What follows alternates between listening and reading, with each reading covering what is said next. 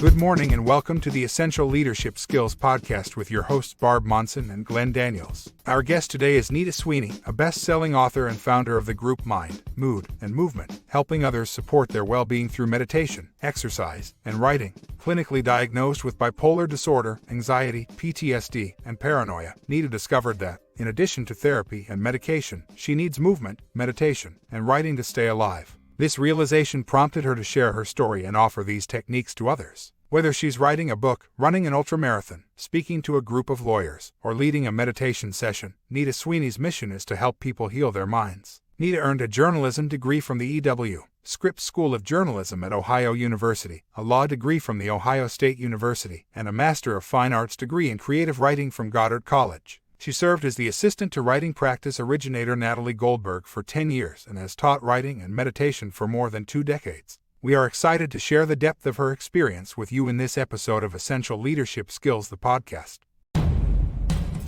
This is a Touchstone Publishers presentation, your trusted source of leadership knowledge. Good morning. Good morning. Welcome, Nita. Good morning. Thank you. Good morning. Good morning. Nice to be here. So excited to, just honestly, just listening to your credentials alone are impressive, but it's your story behind the credentials that I just can't wait to just have a discussion with you today and learn more about your background and your just everything that you do.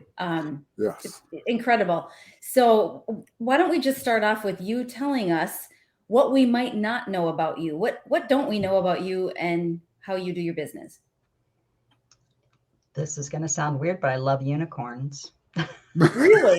That's perfect. I do. Yeah. I have one behind me. I don't know That's if you can perfect, yeah. see it. Yeah, back there. Oh, now I see it. Yeah. So, but I like individuality, Okay. and I trust that people are different from each other. Let's see, trust might not be the right word. I recognize that. And so when I'm writing, when I'm working with other people, whatever I'm doing, I think about the ways we're all alike, but also the way that particular person might hear what I'm saying differently from someone else. Mm-hmm. And so I'm always aware of that little bit of unicorn in each of us, that what works for you won't necessarily work for me. I offer what has worked for me. And I also try to offer other options too.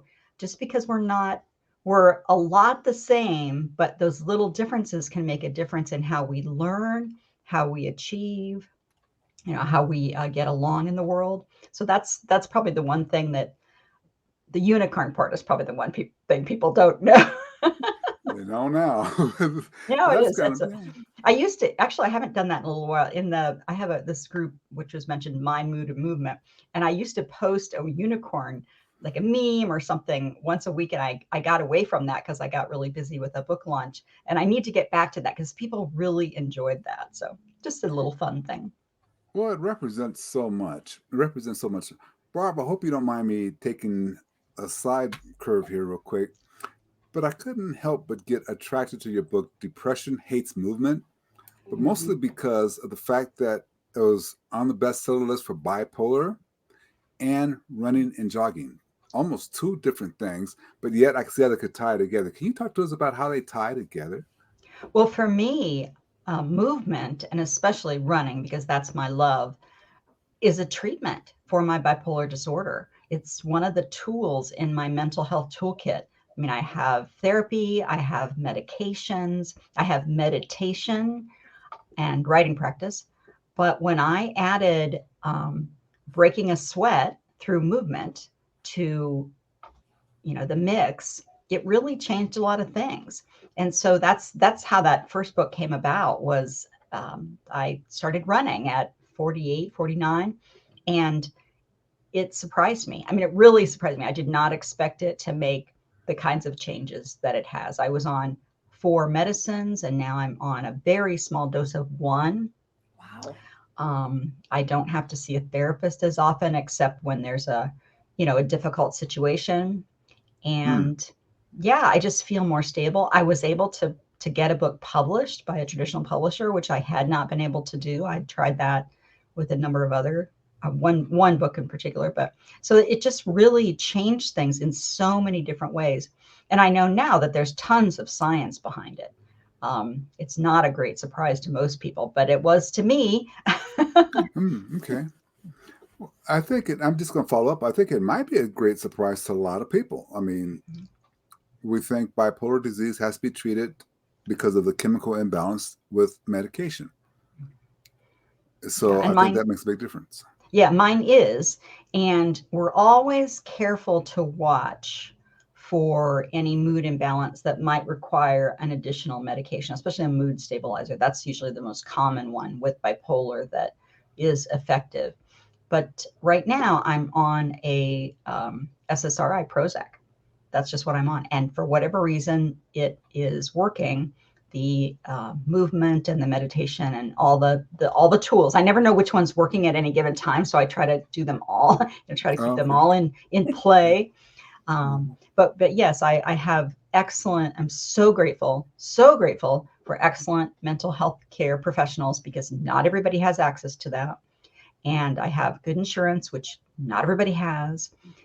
So I'm very, very fortunate. And I never want to say that movement is a cure, that movement will fix it all. Oh, just stop going to therapy, stop taking your meds. No. We did that very gradually with professional help. It was not, Nita just winging it, which I Nita sometimes imagine, does. you said you do all the tools. You just keep doing a little bit of everything, and you're not sure which one is working at any one time. I'm sure it's some combination. I have a feeling, though, the movement, since we're just talking about that part of it, probably makes you more aware. Now, you said you go see your therapist when you need to in a situation. So do you think your movement and your meditation brings you a heightened awareness of when you need additional support or different support? I think you're right. I think the meditation gives me the focus, but because I use it primarily, I meditate while I'm moving.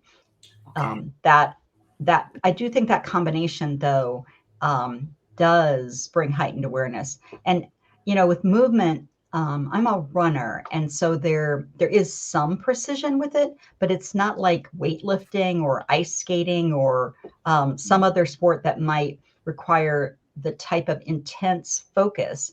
Now, when you're racing, that's a whole different thing. That does require the intense focus if you really want to do race at a high level.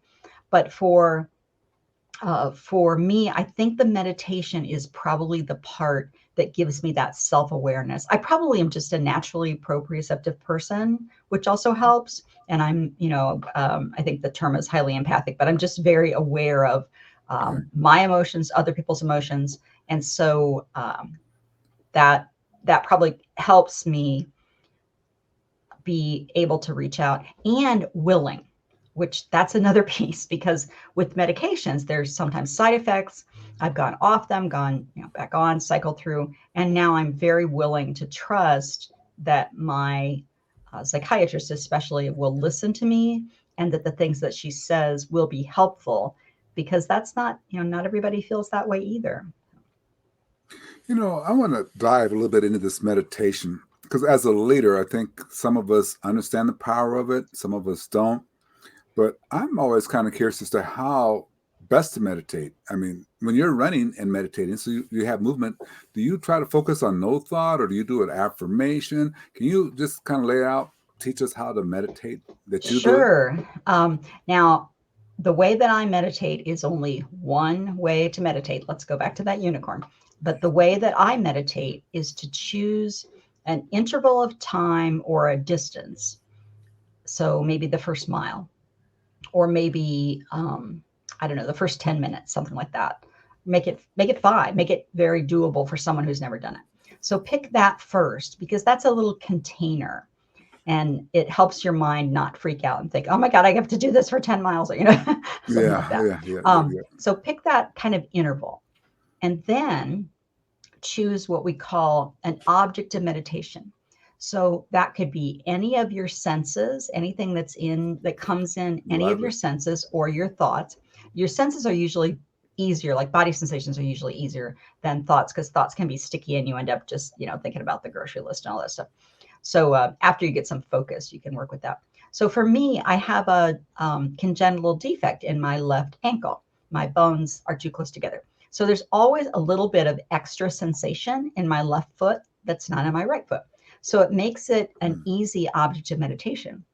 So while I'm running, I will point my attention, my mind, to that foot, and I will notice if it feels like it's hitting harder than my right foot or not as hard, how my foot feels in my shoe, if my foot is tingling, if there's, anything happening in my left foot.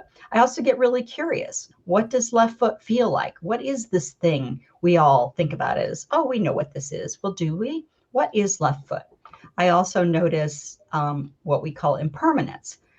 Sensation now, then absence of sensation, movement of sensation, changes in sensation, because that's that tiny little impermanence within left foot actually mirrors what's going on all the time. Everything is constantly changing. And so if we can be open to that in left foot, we can be open to that in the rest of our lives.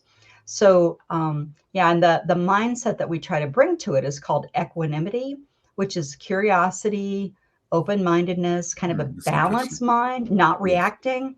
So in this type of meditation, you're not trying to change anything. It's about learning to be with exactly what is in the moment, in this present moment. And then, because minds think thoughts, that's their job, is to think thoughts, I will be thinking about this next podcast I need to do, or the book I'm writing, or something else, grocery list. And then I will remember, oh, that's right. I had set an intention to meditate during this period of time. And I will very, very gently, most important thing, very gently bring my mind back to left foot.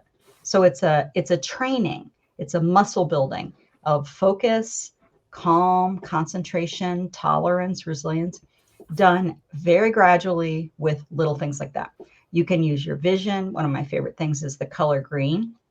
I live in Central Ohio, United States. It's very green here much of the year. So I'll notice like all the shapes and colors of green, all the different shades. Or in the spring or in the morning, especially in the most of the year, there'll be birds singing. And so I will notice that sound. Maybe I'll choose that. I can use scent. In the spring, we have lilacs here, which are just wonderful, pleasant. So I'll notice the pleasant sensations. I'll notice, oh, now I can smell lilacs. Now I can't. And then wait. Notice if I'm like grasping, I want lilacs, because that can create suffering.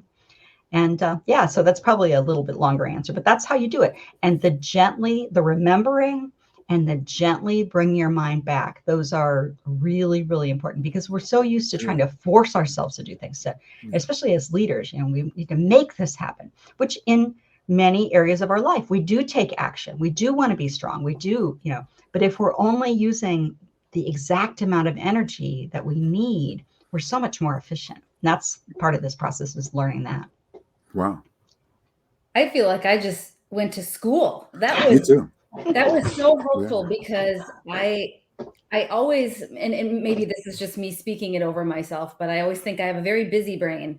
And I always think meditation has to look a certain way or be a certain way. And I don't quite know how to do it right. There's a wrong and a right.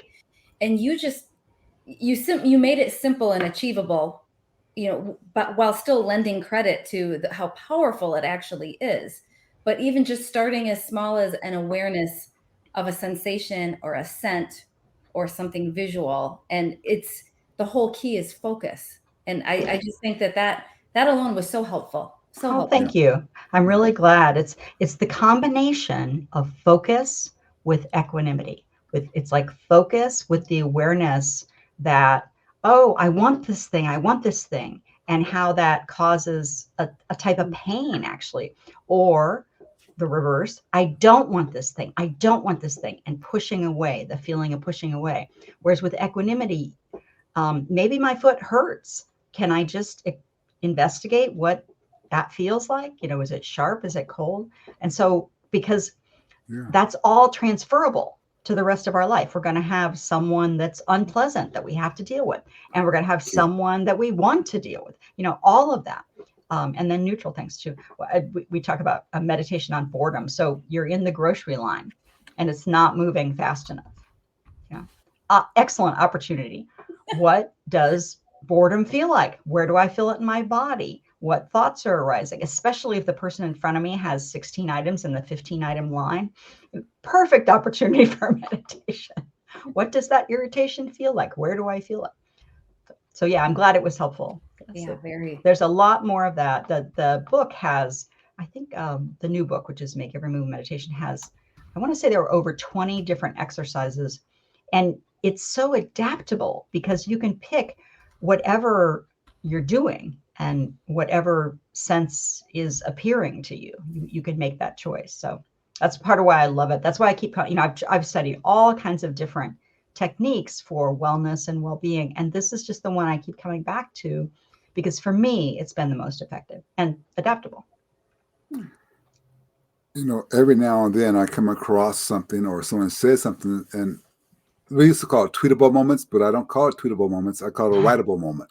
Oh, yeah. And so something I just want to write down. So that's what I had to write down. Meditation applies to other things in the life of a leader, because you got to deal with the employee you don't want to deal with. But if you've been meditating, you might find a better way to deal with them because you're going to focus on where you want to focus, not the negative, but on the good, and be aware of all the good. Maybe so. That's a very powerful thing that you said there. I appreciate that. Thank you. That made me think of something too. In meditation, when you develop those skills, you learn to pause. And so you can make different choices because you're acting instead of reacting. And I'm thinking, I actually was an employment attorney for many, many years. And I've represented both sides of the table. But that pause, so many of the people that, whether they were employers or employees, that found themselves in hot water was because they reacted.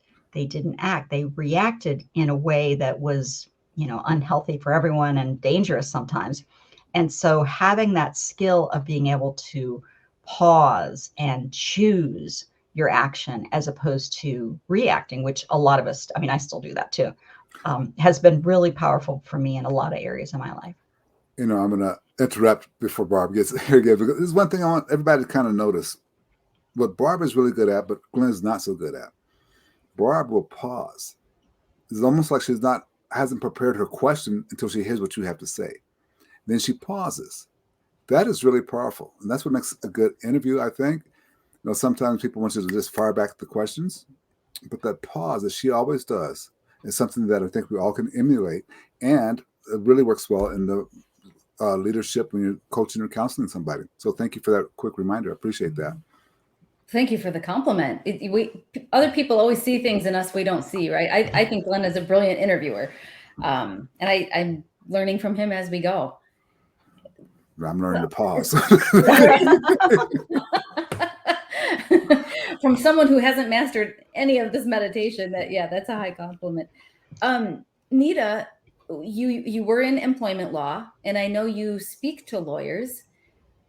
Were you this aware already in the employment law part of your career, or did some of that kind of spur on kind of a search for how to deal with life's problems and how to deal with workplace situations? And how did those two come together for you?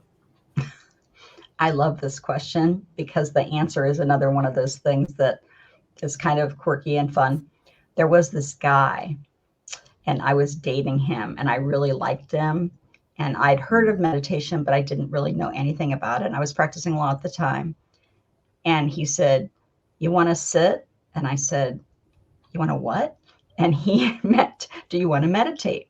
And that's how it started. I started meditating with him. But I was having difficulty at work because this is so crazy. I don't like conflict. I'm not good in conflict situations. There are people that thrive on it, that really can tolerate it. Mm-hmm. It is not good for my nervous system. It is. I've learned to walk through it, but it's just not something I'm going to put myself in a daily basis anymore. And so I was facing that. And then as a result, probably of all that, I was having horrible back issues. My back would go out all the time. And through the meditation, because of some of the things I learned by different meditators I wound up studying with, I found a solution to my back pain and ways to be more effective at my job and be able to tolerate it. I ended up leaving the practice of law. I probably should have been on medication a long time before I was. It was the early 90s, and it wasn't quite as, we just weren't in there yet. Right. Just didn't have enough information.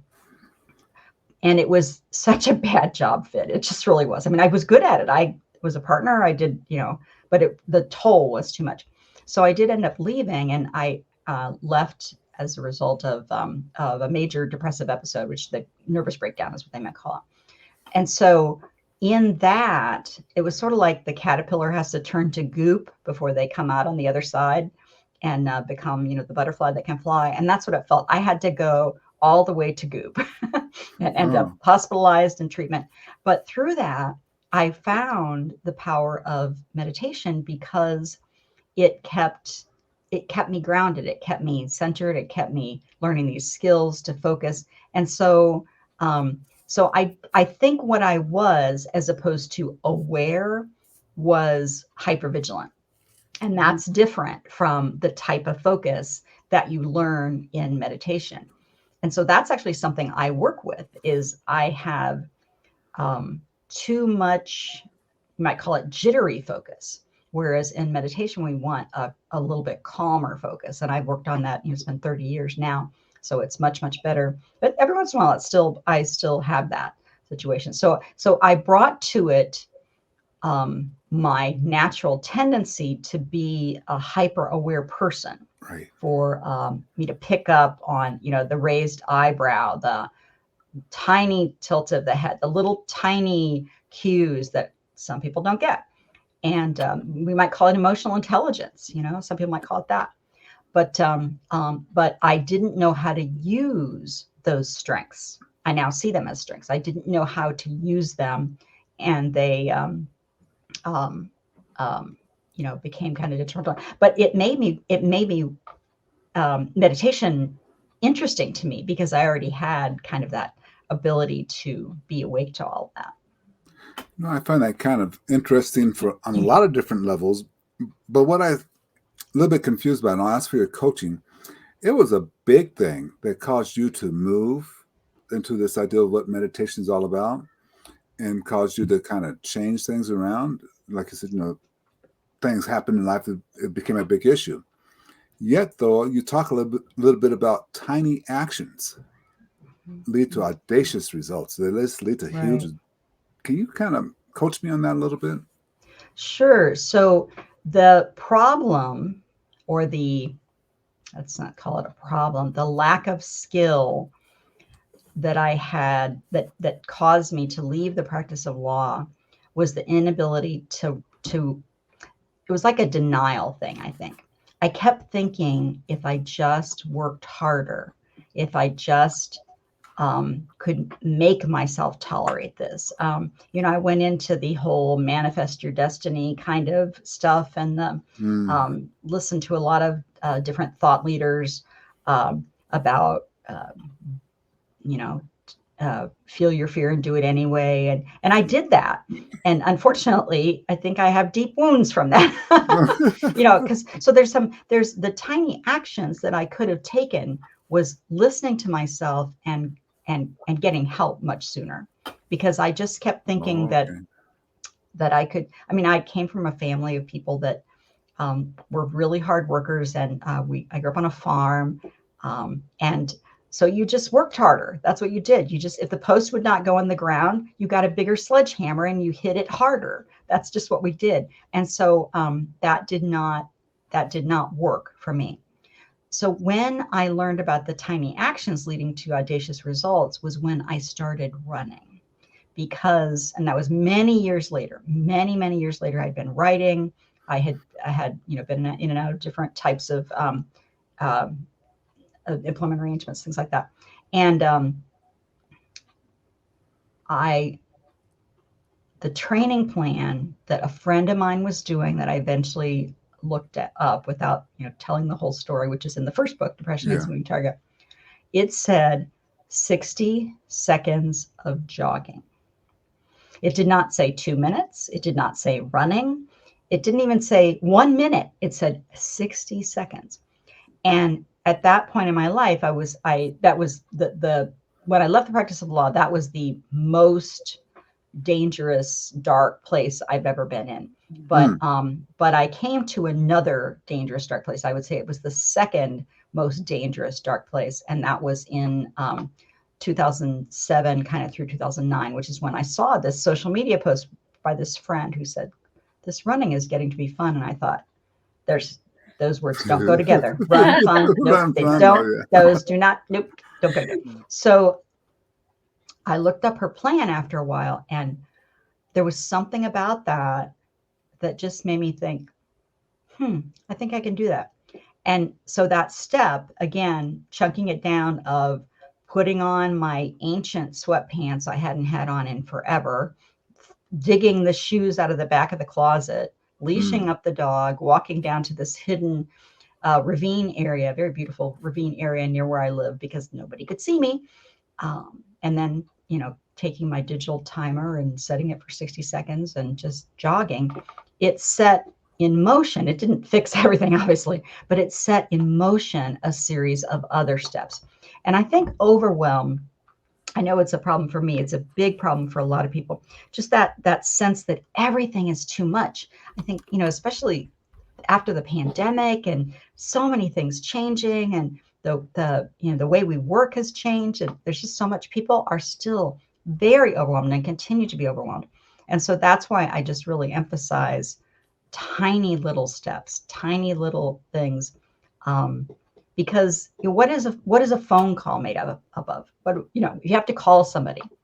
Yeah. It's not talking to them immediately. First, you pick up the phone, and then you dial the number, and then you listen to the ring. It's these steps. And so if I can slow things down like that, even if I'm not doing them slowly, if I can chunk them into those parts, they're just not as overwhelming.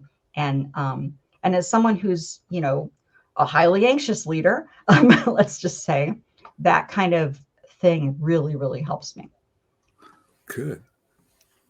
What I like about that, the tiny actions, is you gave a lot of examples of how you used that intentionally.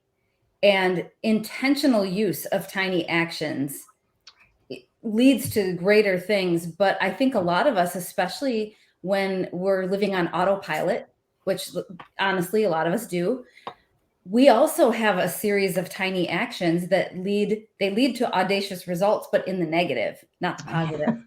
Yeah. So if we aren't paying attention to our small habits and our daily habits and small decisions, they do compound one way or the other. And so, yeah, I think you just made me really aware of that, of just really channeling some focus on the small things every day, because they do compound. And so which direction are mine headed? Right. And when we develop that focus and awareness, again, we can make choices.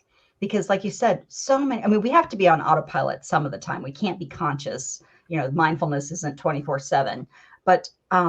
But when we can, then we just make better choices in tiny increments.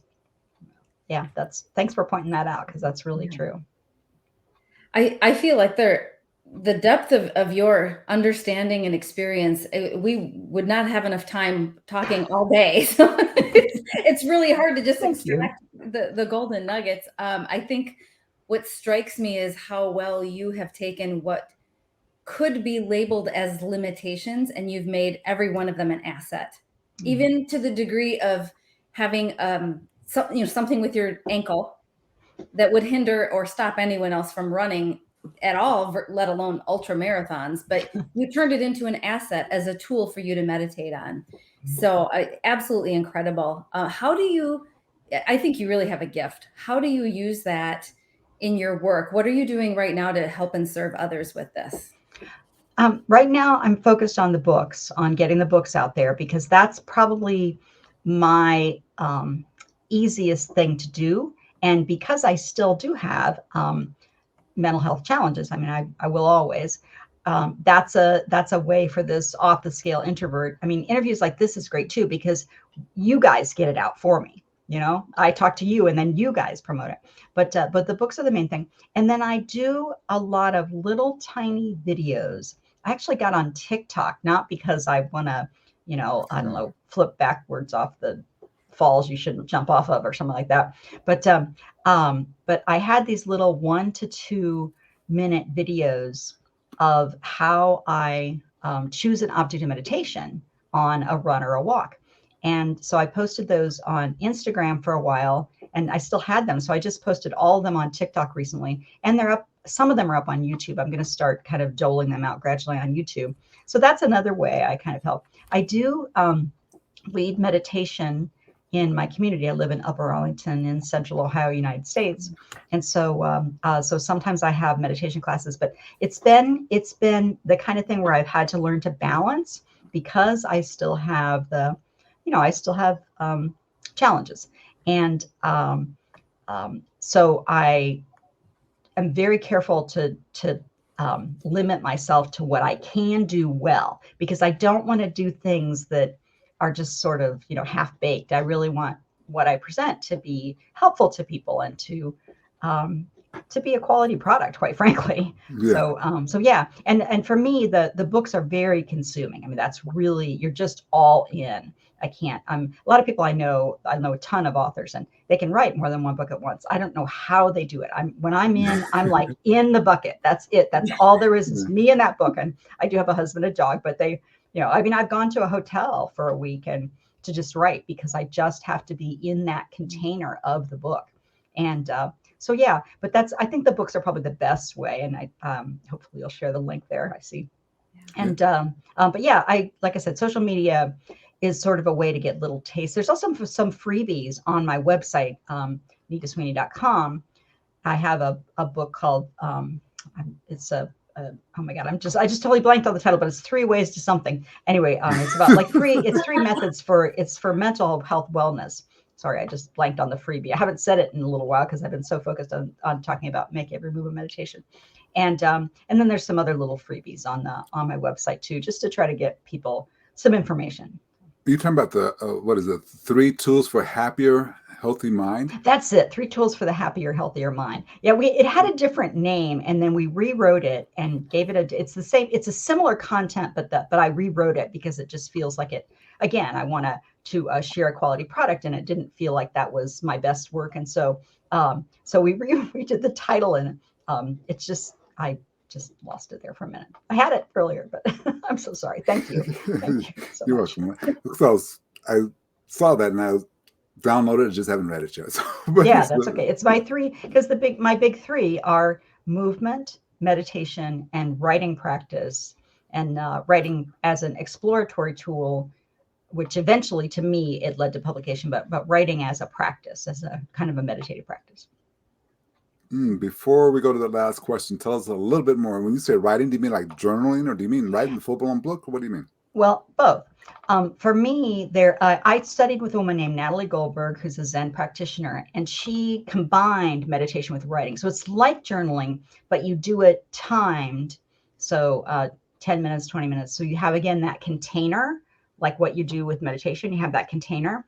And then the number 1 rule is keep your hand moving. Even if you have nothing to say, you just make little squiggles, because there's something about making circular motions that triggers the mind, and then eventually words will come. Sometimes you use prompts, simple prompts. I remember, I don't remember, I'm looking at, I'm not looking at. And it's about being in the moment in what you're writing. So you're writing about something that might not be in the moment, or sometimes you're writing, describing like what's in front of you. But the sensory detail brings you into the present of what you're writing about. So you may be remembering something and you're in the present of that past moment. What was that like? What was the detail from that? Okay. And what's interesting is lots of things come up. You'll have emotions will come up, and she just write through them, cry a little bit, write a little bit, cry a little bit. Yeah. So yeah. Love that. Love that. So what questions did we not ask you that we should have? What questions did we not ask you that we should have? Why bother? Why should we bother with this meditation thing? What Ooh. is that? Why should you? I mean, I am so busy. I already exercise. Why should I add something extra on my Well, already pretend we heavy did plate? answer. Okay. We did ask that. Let's Okay. pretend we did anyway. So. Yeah. So anyway, that's the that's the thing is that there's so much science to cognitive development, mental health, and physical well-being with both meditation and movement. So when you combine the two, it's sort of like a supercharge, like putting it on steroids. And you're already probably exercising anyway, or you're already meditating anyway. So I mean, we hope. If not, there's stuff about that in the book if you're not doing either also. But if most people are taking a walk around the block. I mean, they're doing something to try to have their physical well-being. So this is just a way to toss that in there that adds it. Wow. Love Amazing. Amazing. Can you just remind us one last time? You've got 2 books behind you. What are they titled? I know we have the link. Yes, it's let's see. Make Every Move a Meditation is the most recent book, and it's mindful movement for well-being and for mental health, well-being, and insight. And then my first book was a running and mental health memoir, Depression Hates a Moving Target: How Running with My Dog Brought Me Back from the Brink. And that's the white one. There's actually a writing journal, which is the pink one back there, but it's blank pages with author quotes. So it's more of a, blank book that you fill. Whereas the other two, the first one, Depression Hates a Moving Target, very much a memoir and a training journal of what I did, on this day and how many miles I ran. And then the most recent one, Make Every Move a Meditation, is a how-to. It's just a straightforward, this is how I do it. I want to get my hands on both of those, so I plan to do that. They're available wherever fine books are sold. They're telling me to say that. I love saying that. My editor said, "That's what you say." It looks like I don't know anyone who couldn't benefit from that. So I so appreciate meeting you today, Nina, and having you share your expertise and your experience. It's very enlightening for me. Thanks for the great questions. Thank you so much. I appreciate the work you guys are doing because it's good stuff. People need help, and you guys are doing it. So thank you. Right. I thank you for being with us too. Well, Barb, that was the ideal that she was able to sit down and lay out for us the method she uses for meditation. I know she qualified it a little bit by saying the unicorn, which you got your own unicorn, but that method rings so true to me. What about you? Yeah, I agree 100%.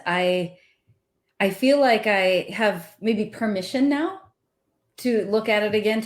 I always just kind of told myself, well, that you're not that kind of person, or you can't figure that out. And anything with the unicorn, I resonate with that. It applies to everyone. So I feel like she gave us really ordered, concrete steps that you can use and that are applicable immediately. So yes, yeah. I think a lot of leaders miss the idea. So now they're labeled those teeny steps. Right. And I think for me, I always was hyper aware of being productive at all times and taking time to do certain things where I didn't see an immediate, task get checked off my list. I saw it as unproductive. And she really flips the script on that and shows how allowing your mind to go to a certain place helps you and enables you. I'm struggling with my words here. Enables you the rest of the day. I think it adds to productivity later. Even with the journaling or the writing, she talked about making swiggles. When I'm in long calls, I find myself making swirls with my pen, just unconsciously. I like circles for some reason, and maybe there's something to that about the way my brain is processing. So, well, I tell you, when she was saying that, it kind of made me start to think, well, maybe because in our goal setting workshop, we just say, if you get stuck, just write the words blah, blah, blah, blah. I started thinking, well, the words blah and the B and the L and the A, those words kind of have the circles in it. I said, they do. Break that a little bit and make sure, because you get stuck writing out your goals, or don't edit, just write. But just the idea of the circles, that kind of resonated really, really well with me. The other thing that, like I said, I made a note. If it's worth tweeting, it's worth writing. So it's going to go in my journal here. But meditation applies to other things in your life. Yes. used to just sit there. So I make a rule. It's not really a rule now. It's just life. 15 minutes a day. So if I can meditate for more than 15 minutes a day, fine. But 15 minutes a day is a winner. Mm. And I see that it applies, though, because I was thinking about it the other day, the challenges that are taking place with everything in my little world. I started realizing that something made me think about it like 3 weeks ago. I'm handling it different. Instead of getting what I would have done 3 years ago, I'm handling it now different because I think of that meditation is causing that. Interesting. And when she mentioned, it applies to other things, I think, well, I didn't snap at this person the other day. Yeah. As tired as I am, I didn't snap at them. Maybe because I took that time for that 15 minutes and been building upon it. Wow. I think those are things that leaders really kind of will get a hold of. If I can just do that 15 minutes. Yeah, if I have time, I can do more. Right. But it's a win for 15 minutes. It really is. It really is. Yeah, I love that interview. I think that was really good. The last thing I want to mention that really struck me that I'd like for all our leaders to take, it's the tiny actions. Yes. It's the tiny actions. So when we talk about just simply saying good morning to everybody, it's a tiny action of saying good morning. It's going to shape the rest of their day and their trust and accountability, but it's a tiny action. It's not a big grandiose action. Oh, good morning. Here's a box of donuts. Good morning. So it's just a tiny thing. It makes things happen. So, the grandiose actions have their time and place. Yeah, I agree. But I'm not sending a box of donuts, so don't worry. No donuts. But tiny actions, they really do add up. And they become second nature. Yeah. Well, another great one. I think we have another great one. Yeah, another great one. A lot of good information. Hopefully I'll remind her. Hopefully she's still in the green room for us, but I'll just remind her that this will be downloaded and we'll get a podcast date. But by the time everybody sees it, the date will be out there, but she'll have that and all those different things. So like I said, hopefully she's still in the green room so we can chat with her real quick. But a great day. I appreciate it. Great day. Yep. Now I have a new book to read. Yeah. Oh, yeah. Don't worry. She has three that I think are worthwhile reading. I really do. So I'll read them and we can talk about them in our book club once we start that again. So, there we go. There we go. All right, here we go. Thank you for connecting with us here at Touchstone Publishers. Please join our group Essential Leadership Skills and share your leadership knowledge with us all.